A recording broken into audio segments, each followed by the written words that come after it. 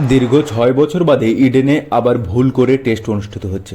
2019-এর সেই পিঙ্ক বল টেস্টের পর আবারও তাই মাঠমুখী হয়েছিলাম। যেতে যেতে পথে দেখলাম সেই দুর্গাপুজোর মতোই বাঁশের ব্যারিকেড করে লাইন ধরে যেতে হচ্ছে। বাঙালি জীবনের সঙ্গে বাঁশের যেন এক ওতপ্রোত সম্পর্ক থাকে। ঝাড়ে বাকিটা আপনি যেটা ভাবছেন ঠিক সেটাই।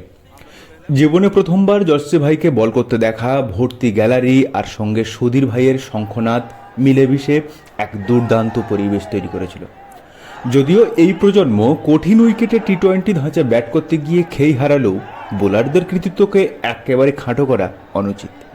আর হ্যাঁ, কিছুদিন আগে কিছু গম্ভীর এবং কেকেআর ভক্ত পিচ নিয়ে এত জ্ঞান দিচ্ছিল যে কিউরেটার কথা শোনে না, তাদের মুখগুলো একবার দেখতে ইচ্ছা করছে। বাংলাদেশের মিরপুরের পিচ যদি ধান ক্ষেত হয়ে থাকে, তবে আমাদের ইডেনের পিচকে এরা সর্ষে ক্ষেত বানিয়ে ছেড়েছে। যাই হোক, তবে ফেরার পথে দেখলাম বাবা মা নতুন প্রজন্মকে আপন করে নিলেও ছেলে কিন্তু সেই পুরনো অতীতকে আঁকড়ে ধরেছে।